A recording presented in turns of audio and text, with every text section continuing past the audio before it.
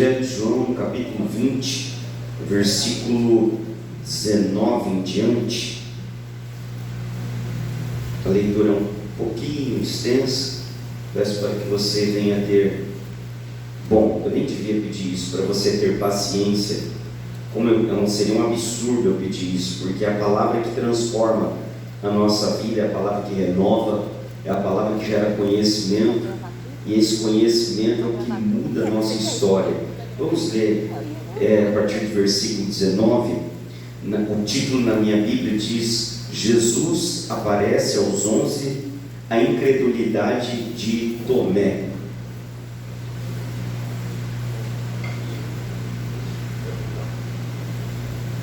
Chegada, pois, a tarde daquele dia, o primeiro da semana, e cerradas as portas onde os discípulos, com medo dos judeus, se tinham ajuntado, chegou Jesus e pôs-se no meio e disse-lhes: paz seja convosco.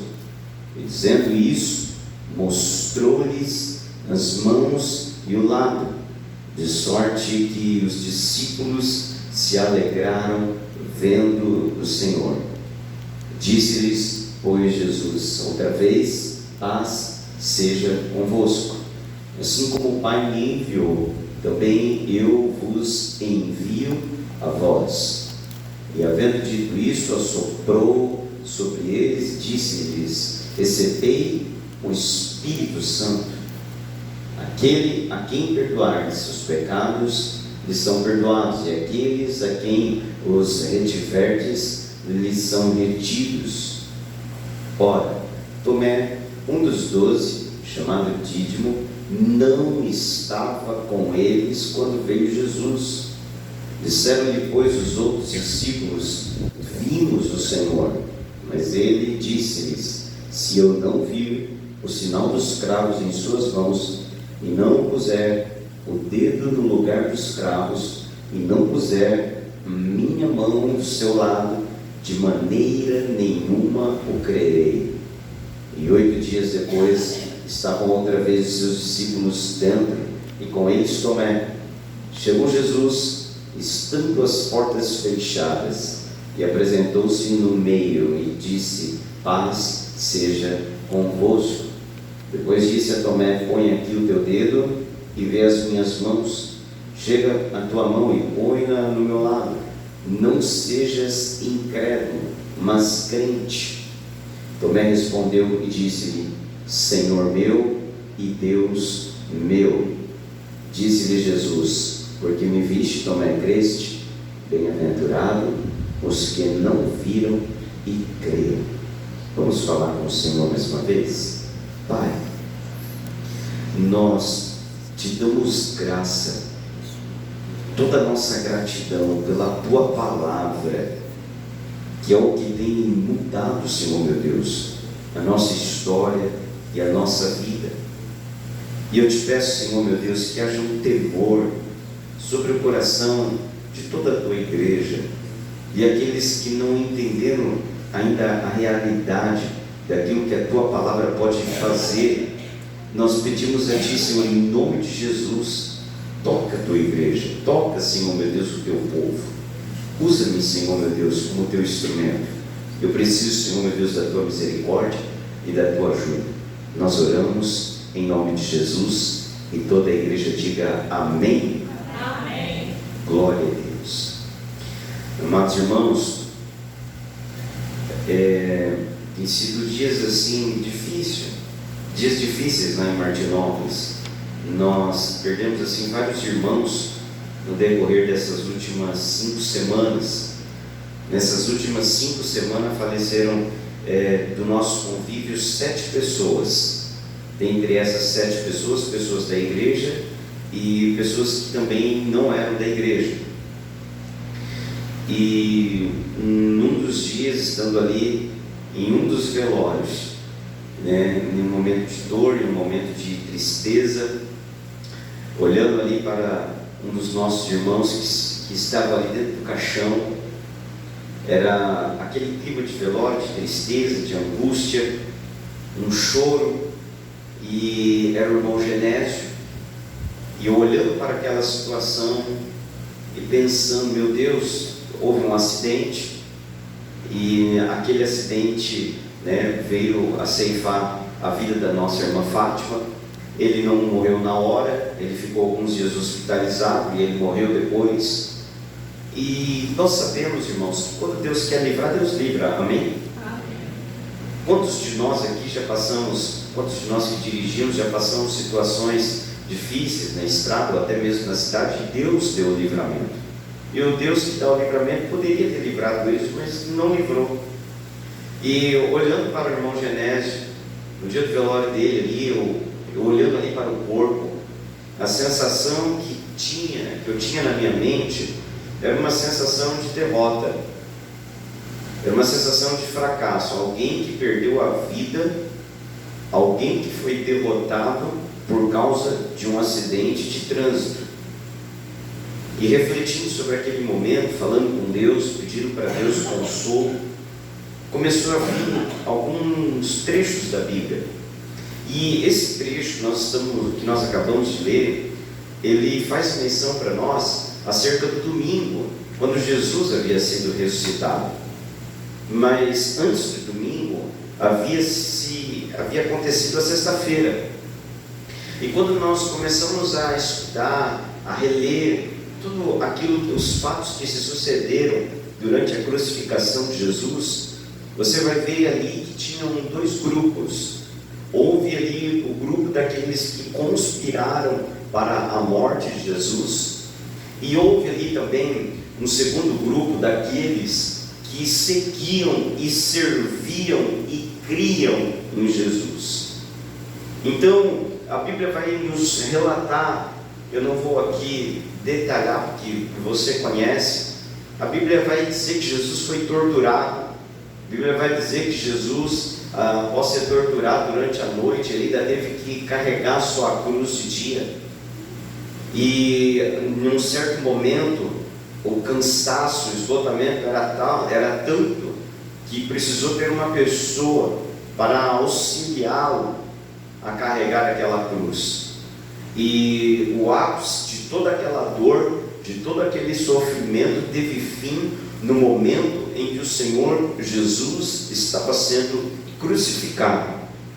E nós, como igreja, fazendo um paralelo dessa situação com esses dias que nós passamos por esse momento de velório, nós temos entendido que nós, como igreja, a gente para para pensar muito pouco acerca da morte, porque nós, como igreja, quantos de nós aprendemos a estarmos acostumados com a terra? Quantos de nós até queremos ir para o céu? Mas olha, eu tenho tanto para viver, eu tenho tanto para conquistar, eu tenho tanto, então deixa, Senhor, no tempo certo eu vou para... Por quê? Porque nós aprendemos a amar a terra, e de uma certa maneira isso está errado, porque o nosso destino não é a terra, o nosso destino é o céu, amém, igreja? Destino no qual estava se cumprindo ali sobre essas pessoas que partiram para a eternidade. E quando eu olhava ali para o nosso irmão, naquele momento de dor, de sofrimento, a imagem que eu tinha era uma imagem de derrota. Nós estamos em reforma na nossa igreja de Martinópolis, e o irmão Genésio, a irmã Fátima, eles foram as duas primeiras almas que nós tivemos ali naquele lugar. E eu olhando, dizendo assim: Senhor, nós vamos concluir a reforma, e eles que estiveram ali desde o começo conosco, eles não vão ter o prazer e a alegria de ver. E ao mesmo tempo, a sensação que eu tinha era uma sensação de fracasso. E começando a refletir sobre a palavra de Deus, a imagem que eu tinha era de Jesus crucificado naquela cruz, e o grupo daqueles que conspiraram para a morte de Jesus, eu imagino eles olhando para aquela cena, satisfeitos, alegres e pensando assim: nós vencemos. E se por um lado tinha eles ali comemorando a alegria da morte de Cristo, Havia do outro lado o segundo grupo, daqueles que criam, daqueles que serviam, e estavam ali olhando para o Cristo crucificado com tristeza, com angústia, olhando para Jesus e pensando, ele foi derrotado, olhando para Jesus e pensando assim, nossa, que vergonha que nós estamos passando. Enquanto tinha um grupo que sorria a morte de Cristo, existia também o grupo que estava chorando a morte de Cristo, como quem diz assim, nós perdemos, 3 anos se passaram e nós servimos Ele para acabar em nada. O único discípulo que a Bíblia relata que estava presente durante a crucificação foi o apóstolo João. Os demais eles se dispersaram. Você imagina a cabeça dos demais discípulos, por exemplo, o apóstolo Pedro, conforme a pastora acabou de dizer aqui. O apóstolo Pedro, Jesus está pregando lá na praia. Imagina um sermão maravilhoso. Ele pescou a noite inteira, ele não pegou nenhum peixe, ele estava lavando as redes. Jesus pede o barco emprestado, Jesus continua o seu sermão, e após a pregação ele vai dizer para o apóstolo Pedro, que até então não era apóstolo, e vai dizer para ele, olha, pega as suas redes, lança ao mar alto, e Pedro vai responder, olha, eu pesquei a noite inteira, eu não peguei nada, mas sobre as suas palavras, sobre a sua palavra, eu lançarei as minhas redes. E qual foi o resultado? Porque ele deu ouvido para a palavra. Em alguns momentos ele pescou tantos peixes que ele não havia pescado a noite inteira. Porque quando você dá ouvido à palavra de Deus, o que acontece é uma aceleração do céu sobre a nossa vida. Porque é você que escolhe o seu modo de vida. Alguns escolheram o modo de vida de Adão. E a maldição que Deus profere sobre Adão é: no suor do teu rosto você irá comer. E o engraçado é que muitos crentes dizem assim, olha, eu como do suor do meu rosto. Quando você diz isso, você está dizendo, olha, eu permaneço na maldição de Adão. Porque vem a palavra de Deus agora em Cristo Jesus, e a Bíblia ensina para nós que o justo viverá pela fé. O justo não vive pelo suor, ele vive pela fé. Enquanto Adão agora ele tinha que, através do seu suor, trabalhar muito para comer pouco, vem agora Pedro e dá ouvido à palavra do Senhor e aplica a fé àquilo que Jesus estava dizendo. Em alguns momentos, aleluia, ele pega aquilo, ele pega tantos peixes, ele suou a noite inteira, ele trabalhou a noite inteira, ele cansou a noite inteira, mas agora pela fé algo poderoso acontece. E quando acontece, meu irmão, muda a nossa mente, muda a nossa visão, muda a nossa forma de ver as coisas. Então Deus já está falando aqui com algumas pessoas sobre a atenção que você precisa ter a respeito da sua palavra, sobre a fé que você precisa ter com a palavra de Deus, ainda que pareça absurdo. Porque era absurdo para Pedro, porque Pedro pescou a noite inteira. E não perca o fio da meada daquilo que eu estou dizendo. Eu estou dizendo que Jesus está crucificado, e agora os discípulos olhando e pensando, olha, tudo se acabou em nada. E Pedro, lá atrás, 3 anos antes, a Bíblia vai dizer que ele então, após esse milagre, ele deixa rede, ele deixa peixe, ele deixa barco, e agora ele segue Jesus durante 3 anos. Para quê? Para não dar em nada, porque agora ele está derrotado, porque agora nós estamos aqui em frustração. Ele disse tantas coisas e acabou o quê? Na morte dele. Só que o que eles não esperavam é que tinha um domingo de ressurreição. O que eles não esperavam é que tinha um domingo de honra. O que eles não esperavam é que aquela sexta-feira iria passar, aleluia, e um domingo do cumprimento da palavra de Deus iria acontecer.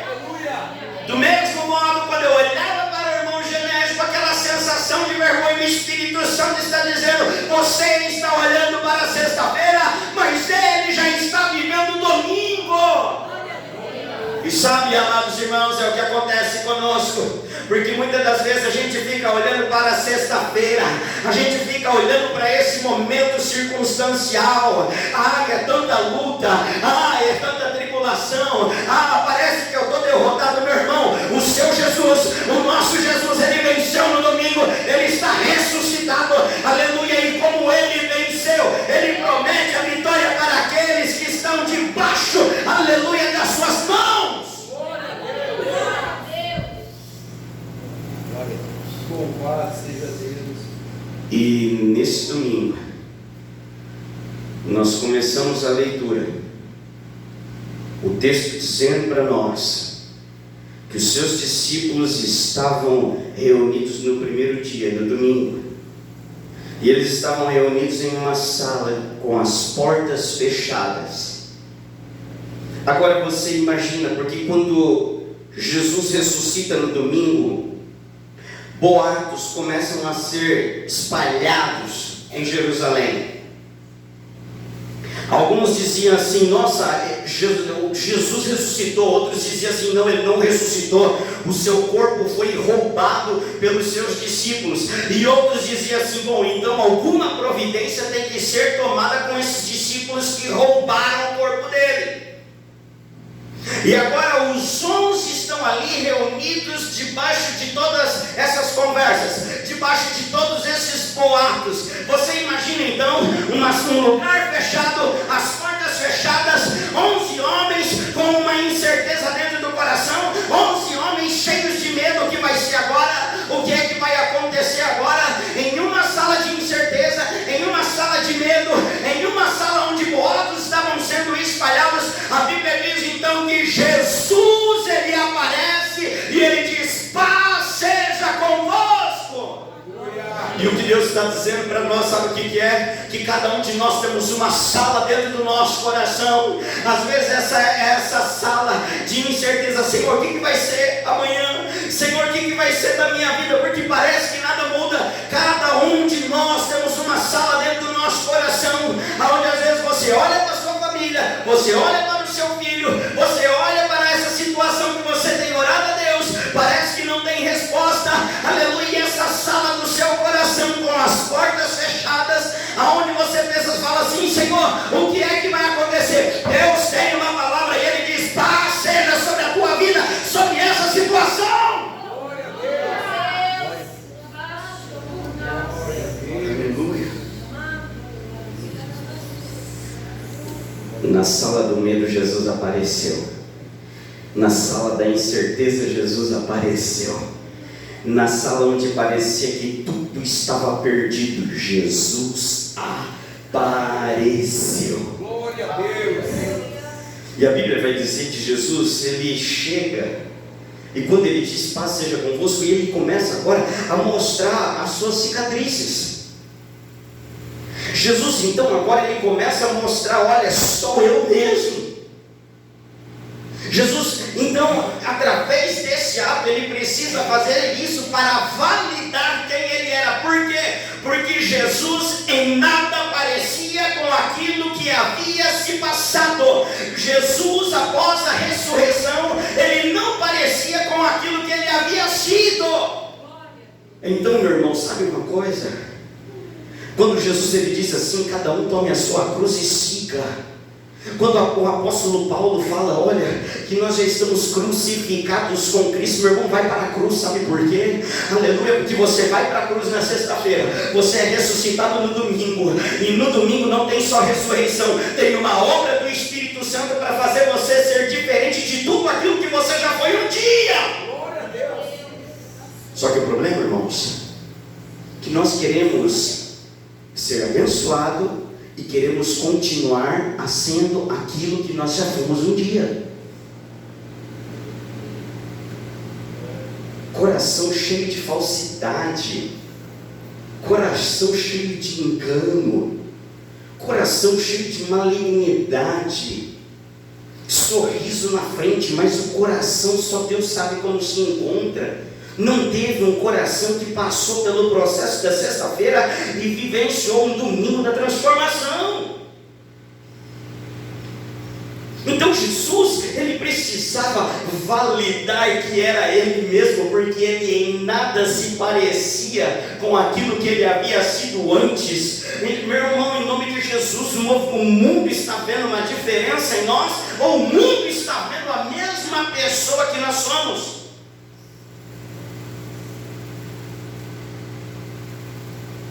E a Bíblia vai dizer, Jesus, ele se apresenta, ele mostra a sua cicatriz. Sabe o que eu aprendo? Que no Evangelho, Jesus não tem um diploma para dar para nós, Jesus tem cicatrizes para formar em nós.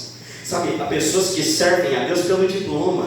Eles querem um diploma para apresentar. Olha o diploma do carro que eu conquistei, olha o diploma da casa que eu conquistei, olha o diploma do dinheiro que Deus me deu na minha mão, olha o diploma disso. Meu irmão, em nome de Jesus, isso para Deus não é nada.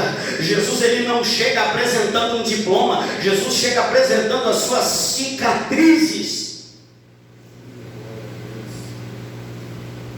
Estava glorificado, mas com cicatrizes. Na antiguidade, um rei, quando ele precisava formar o seu pelotão particular de soldados, conta-se a história que o seu general selecionava algumas pessoas, alguns soldados, e o rei queria saber quem eram os seus soldados que fariam a sua guarda particular, porque afinal de contas, um soldado para fazer a guarda do rei não poderia ser qualquer soldado.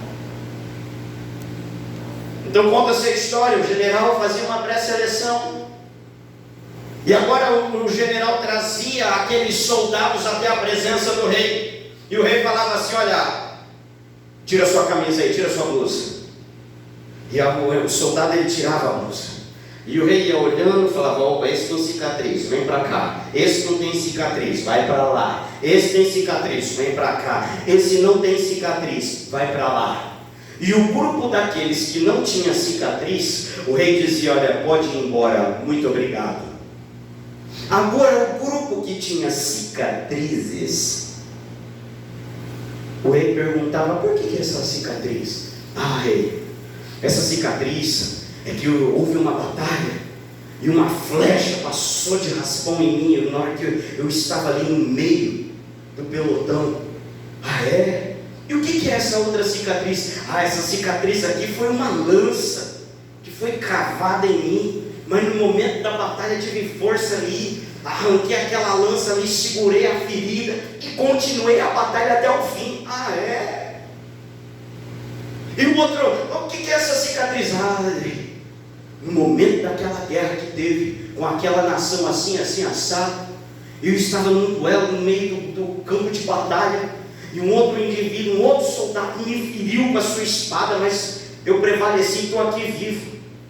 O rei não chamava pessoas sem cicatrizes para a sua guarda particular. Ou seja, só ficava perto do rei, só ficava próximo do rei. Responde para mim, quem tinha? Cicatriz. Quais são as cicatrizes que você tem? Que tem crente que não tem cicatriz. Tem crente que a pele é lisinha, lisinha, lisinha.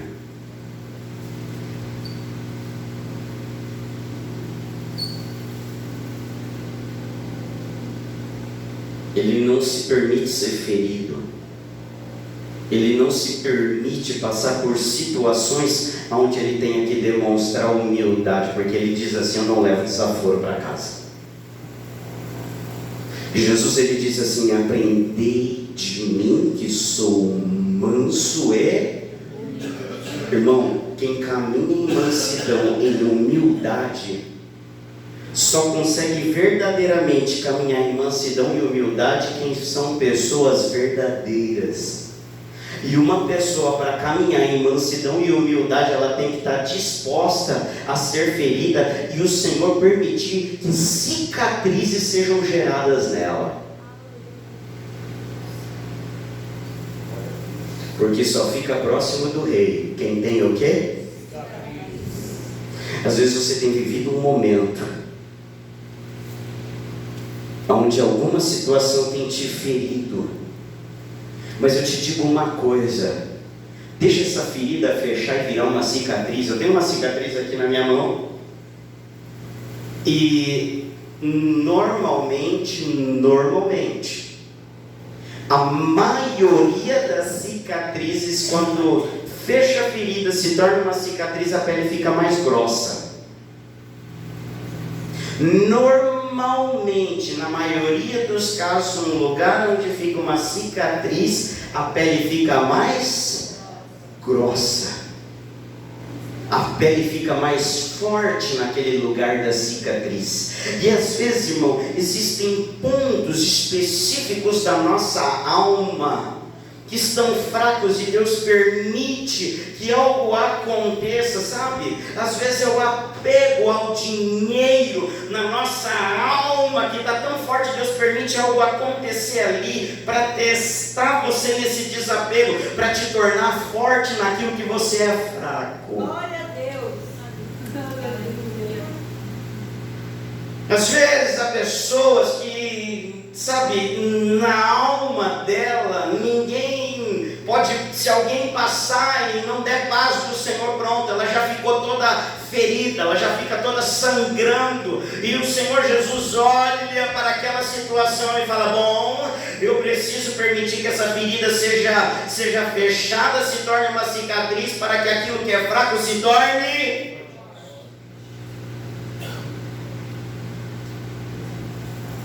Então Jesus chega, ele valida para os seus discípulos quem ele era, mostrando as suas cicatrizes. E agora a palavra de Deus vai dizer que os discípulos, eles se alegram, se eu não me engano, versículo 19, perdão. E os discípulos, 20. E os discípulos se alegraram vendo-o. Os discípulos não se alegraram no primeiro momento que Jesus disse: paz seja convosco. Os discípulos se alegraram quando Jesus mostra a cicatriz e diz: sou eu, aleluia. Sabe quando é que você se alegra pela obra de Deus na sua vida? Quando você passa pela cruz e deixa o Senhor cicatrizar algumas coisas na sua vida, cicatrizar sentimentos, feridas mal curadas na sua vida. Está na igreja, mas o pensamento, cheio de pensamento mal contra uma pessoa. E nos versículos que se sucedem, a palavra de Deus, Jesus vai dizer assim: olha, como o Senhor me enviou, eu também vos envio a vós. E no versículo 22, a palavra nos conta: e havendo dito isso, assoprou sobre eles e disse-lhes: recebei o Espírito Santo. E quando Jesus assopra sobre os discípulos e diz: recebei o Espírito Santo, aconteceu o quê? Nada.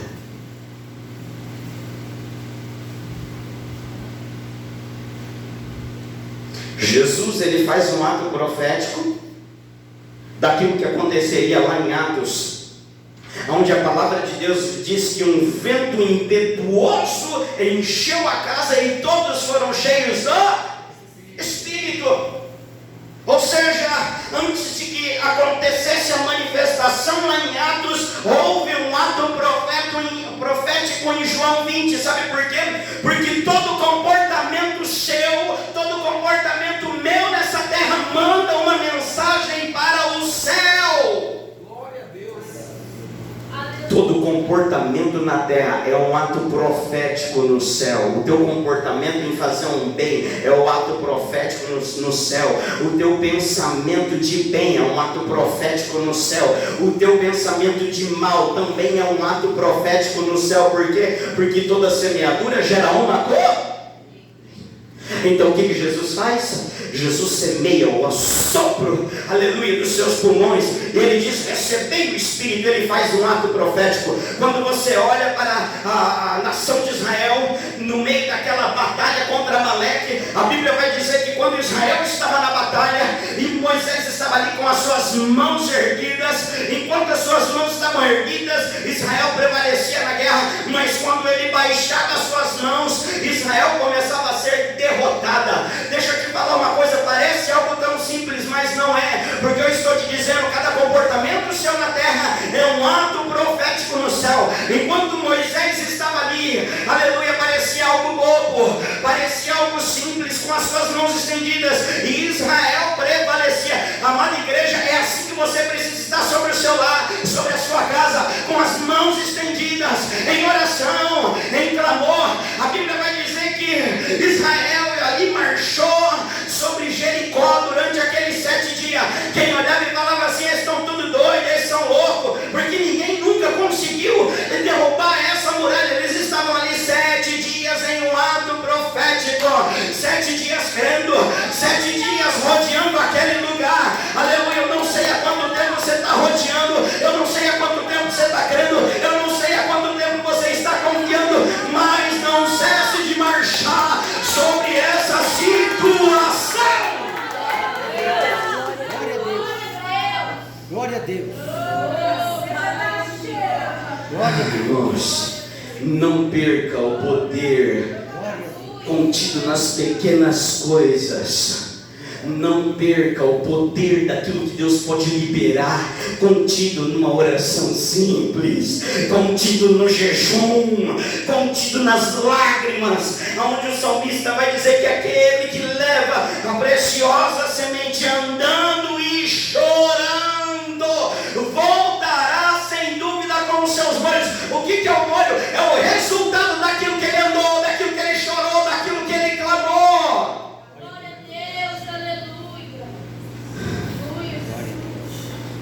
E a Bíblia vai dizer que os discípulos se alegram. E tinha alguém que não estava no meio. E era quem? Tomé. Tomé fala para nós daquele que não se envolve. Tomé fala daquele que não estava todos os discípulos, menos todas as pessoas, olha, reunidas, mas parece que sempre tem um na igreja de canto. Sempre tem um que não se envolve.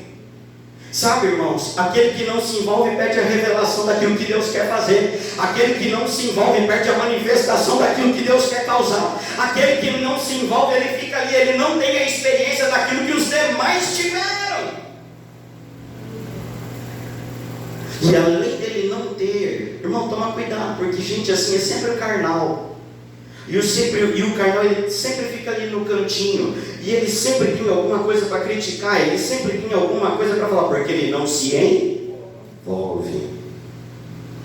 E ele acha que ele está certo. Você imagina o Tomé todo cheio da razão, dizendo assim: olha, bom, enquanto eu não passar o dedo na sua ferida, não colocar a mão, e enquanto eu não isso, eu não aquilo, eu não crerei. 8 dias se passaram, os discípulos reunidos, agora Tomé está presente, e Jesus aparece e aí, irmãos, o incrédulo sempre, uma hora o incrédulo vai passar vergonha, uma hora aquele que não crê passa vergonha, porque Jesus agora ele chega. E versículo 27, a Bíblia vai dizer então que Jesus disse a Tomé: olha, põe aqui o teu dedo, vê as minhas mãos, chega a tua mão e põe no meu lado, não sejas incrédulo, mas crente. Versículo 28, Tomé respondeu e disse-lhe: Senhor meu e Deus meu. Na primeira vez, Jesus chega para validar quem ele era para os discípulos, ele mostra a sua cicatriz. Agora, para validar para Tomé que era ele mesmo, ele também mostra a sua cicatriz. Em nenhuma das vezes Jesus aparece sangrando, em nenhuma das vezes Jesus mostra as feridas sangrando. Nas 2 vezes Jesus mostra o que? Sabe por quê, irmão? Porque é impossível Deus usar aquele que sangra. A mulher do fluxo de sangue, ela estava sã. Se você não pregar junto comigo, eu vou até às 11. A mulher do fluxo de sangue estava? Eita, você quer que acabe logo? Já vou encerrar. Mas quando ela toca na orla da veste do mestre, o que aconteceu? O sangramento. Às vezes a pessoa fala assim: nossa, mas o pastor parece que não vê, a pastora parece que não me vê, sabe que não é, irmão. Sabe uma coisa eu te digo: Deus não usa quem sangra, Eu conheço pessoas que ele está lá, jejua, está igual um cipó, de tanto jejuar, de tanto orar. Deus abre uma porta para mim. Mas se Deus abre uma porta de emprego para a pessoa, para abençoar a pessoa, é uma pessoa com tanto sangramento que ela chega naquele lugar, a boca dela só dissemina desgraça, só fala de desgraça, só fala tanta coisa ruim, que quem olha e fala assim: você é crente? Sou. Deus que me livre de ser crente. Por quê? Porque aonde chega está sangrando. Deus não usa quem sangra, Deus usa aqueles que se permitiram ter as suas feridas curadas. Glória a Deus. Precisa de cura na tua vida. Talvez uma ferida vai ser curada na hora que você reconhecer algo que você precisa de arrependimento. Quando ele está dizendo, versículo 28, Senhor meu e Deus, são palavras de arrependimento. E lá em Atos, a Bíblia diz assim: arrependei-vos para que venha o tempo do refri. Às vezes, irmão, tem muitas pessoas buscando refrigério. Eu vou estar mais tranquilo a hora que eu poder pagar aquela conta, a hora que eu conseguir resolver isso. Agora que Deus olha e fala assim: vai ter refrigério a hora que tiver arrependimento, porque caso contrário as portas não se abrem.